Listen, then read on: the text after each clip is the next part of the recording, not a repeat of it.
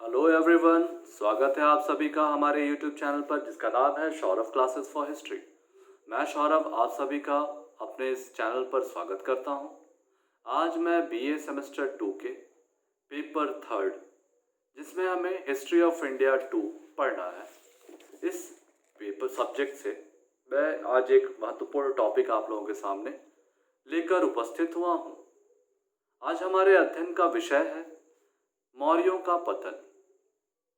तो मौर्यों के पतन से संबंधित विभिन्न कारणों की समीक्षा करेंगे और यह जानने का प्रयत्न करेंगे कि मौर्यों जैसा शक्तिशाली साम्राज्य अचानक पतन की ओर कैसे उन्मुक्त हुआ और इसके पतन के क्या क्या कारक रहे। अंततः उसकी समीक्षा करते हुए हम इस विषय को समाप्त करेंगे।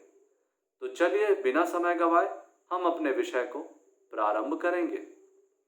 मौर्य साम्राज्य का पतन प्राचीन भारतीय इतिहास में काफी महत्वपूर्ण विषय माना जाता है।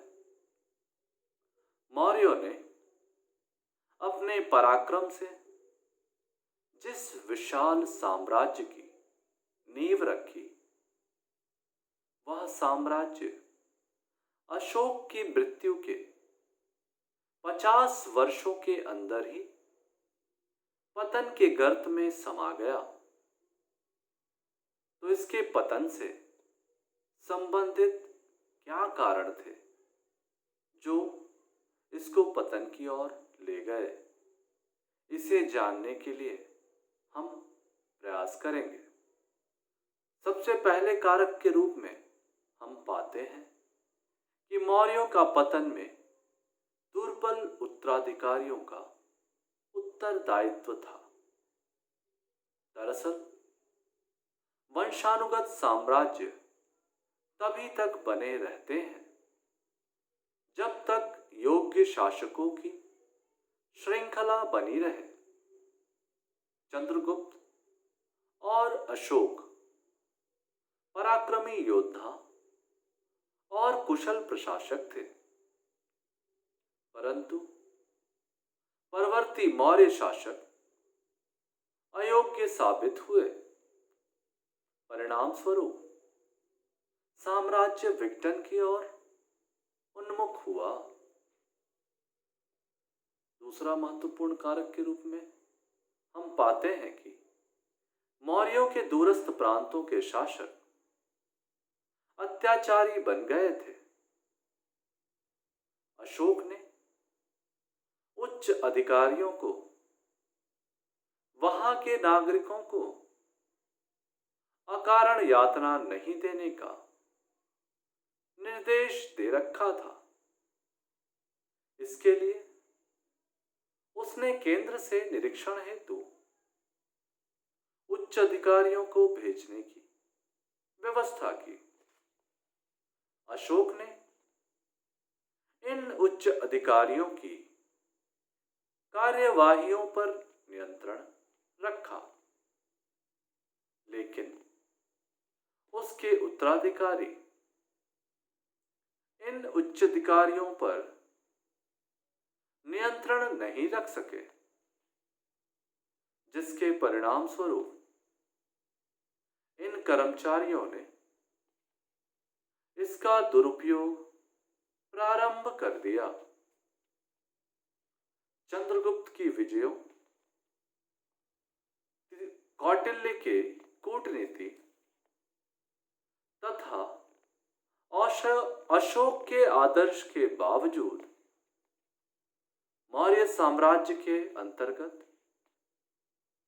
कई अर्ध स्वतंत्र राज्य थे, जैसे यवन, कंबोज, भोज, आटविक आदि।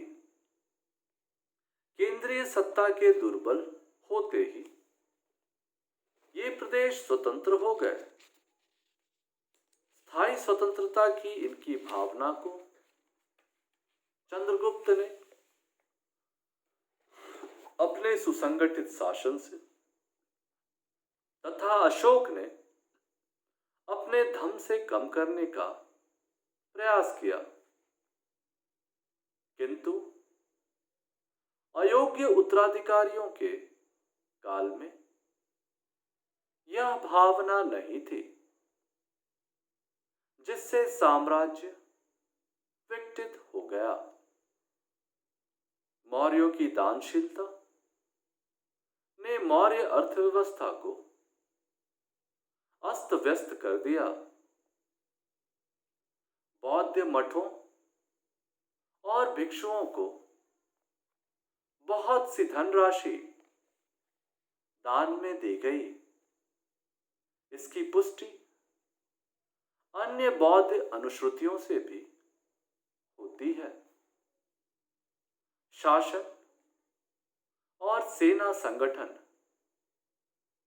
संचार साधन तथा जनता के कल्याण के बजाय यह धनराशि धार्मिक संप्रदायों को दी जाने लगी, तो शासन व्यवस्था, विशेषकर सैन्य संगठन की अवहेलना होने लगी। रोमिला थापर ने कौशांबी के मत का उल्लेख करते हुए कहा है कि उत्तरकालीन मौर्यों की अर्थव्यवस्था संकटग्रस्त थी। कर वृद्धि के लिए अनेक उपाय अपनाए गए थे। इस काल में आहत सिक्कों में काफी मिलावट था, किंतु रोमिला थापर ने स्वयं ही इस मत का खंडन भी किया है। मौर्यों के काल में ही सर्वप्रथम राज्य की आय के रूप में करों के महत्व को समझा गया। विकसित अर्थव्यवस्था और राज्य के कार्यक्षेत्र में विस्तार के साथ करों के महत्व में वृद्धि होना स्वाभाविक था। सिक्कों में मिलावट से यह नतीजा नहीं निकाला जा सकता कि अर्थव्यवस्था पर भारी दबाव था। उत्तरकालीन मौर्यों के शासनकाल में क्षीण नियंत्रण के कारण मिलावट वाले सिक्के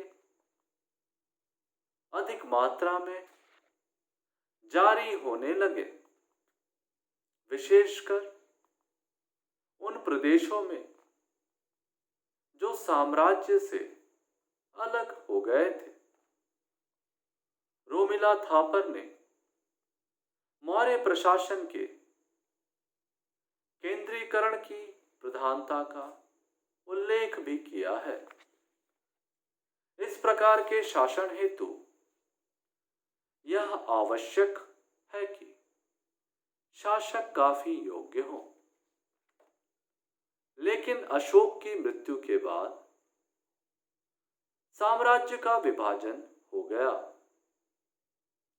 तो केंद्र का नियंत्रण कमजोर पड़ गया तथा प्रांत साम्राज्य से पृथक होने लगे। रोमिला थापर ने अधिकारी तंत्र के प्रशिक्षित नहीं होने को भी पतन का कारण बताया है। प्रतियोगिता परीक्षा के आधार पर चुने गए अधिकारी ही राजनीतिक हलचल के बीच शांति एवं व्यवस्था बनाए रखने में समर्थ हो सकते थे। कौटिल्य के अर्थशास्त्र में ऐसी व्यवस्था नहीं पाई जाती, परंतु रोमिला थापर का यह मत स्वीकार नहीं किया जा सकता। दरअसल आधुनिक प्रतियोगिता परीक्षा पद्धति की कल्पना उस युग में करना ऐतिहासिक दृष्टि से अनुचित होगा। शासन के संदर्भ में यह भी कहा गया कि प्रतिनिधि सभा का अभाव था, जो राज्यों के कार्यों पर नियंत्रण रख सके। किंतु राजतंत्र पर आधारित सभी प्राचीन राज्यों की यही विशेषता थी। ऐसी स्थिति में प्रतिनिधि सभा के अभाव को हम पतन का कारण नहीं मान सकते। कुछ इतिहासकारों ने मौर्य साम्राज्य के विनाश के लिए अशोक की नीतियों को जिम्मेदार ठहराया है। उनके अनुसार अशोक की ब्राह्मण विरोधी नीतियां, जैसे पशु बलि पर प्रतिबंध, धर्म महामात्रों की नियुक्ति, व्यवहार एवं दंड समता पर न्याय व्यवस्था, बौद्ध धर्म को अत्यधिक सुविधाएं आदि ने ब्राह्मणों को मौर्य के विरुद्ध खड़ा किया। परंतु जब हम इस बातों को तर्क की कसौटी पर परखते हैं तो यह पाते हैं कि यह गलत है। उसी तरह अशोक को स्वप्न दृष्टता अर्थात साम्राज्यवादी परंपरा को तोड़ने वाला बताया गया। परंतु इस विचार को भी स्वीकार नहीं जा सकता। अंत में हम इसकी समीक्षा करेंगे और समीक्षा में हम उनके सारे कारणों पर ध्यान देंगे, तो हम देखेंगे कि क्या निकल के आता है। तो हम मौर्य साम्राज्य के पतन के कारणों की समीक्षा करें तो हम पाते हैं कि मौर्यों के पतन के लिए अनेक परंपरागत कारक थे, तो साथ ही साथ इनके प्रशासन में निहित कमजोरियां भी थीं।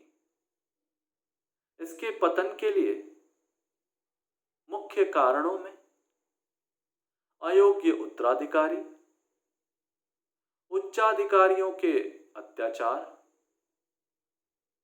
अर्ध स्वतंत्र राज्यों की स्वतंत्रता की भावना, मौर्यों की दानशीलता तथा अर्थव्यवस्था की गंभीर स्थिति आदि महत्वपूर्ण थे। लेकिन अधिकारी तंत्र का प्रशिक्षित होना, प्रतिनिधि सभा का अभाव तथा अशोक की नीतियां आदि को हम इसके पतन के लिए जिम्मेदार नहीं ठहरा सकते। प्राचीन काल में प्रतिनिधि सभा तथा प्रशिक्षित अधिकारियों की कल्पना करना अनुचित है। वहीं दूसरी ओर अशोक की नीतियों के कारण इसका पतन नहीं हुआ, क्योंकि अशोक ने धार्मिक उदारता प्रदर्शित की तथा धर्म का व्यापक प्रचार प्रसार किया। किंतु उसके कृत्यों से कहीं भी यह स्पष्ट नहीं होता कि उसने अन्य धर्मों पर कोई अत्याचार किया हो अथवा अपनी सैन्य क्षमता को कमजोर किया हो। साथ ही उसने जिस विशाल साम्राज्य का सफलतापूर्वक संचालन किया, वह बिना सुदृढ़ सैन्य बल के संभव नहीं था।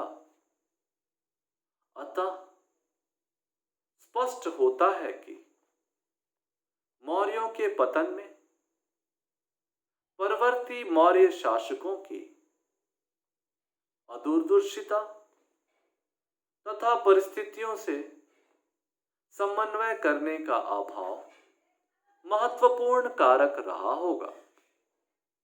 इस प्रकार से हम मौर्यों के पतन को यहाँ विराम देंगे। हमें उम्मीद है कि यह बहुत ही सहजता से आपको समझ में आ गया होगा। यदि आपको फिर भी कोई सवाल या कोई आशंका हो तो आप हमें कमेंट्स में सवाल पूछें, हम उनका जवाब आपको अवश्य देंगे। और आज के लिए हम यहाँ अपने इस विषय को समाप्त करते हैं। कल हम एक नए विषय के साथ आपके सामने फिर से उपस्थित होंगे। तब तक के लिए धन्यवाद।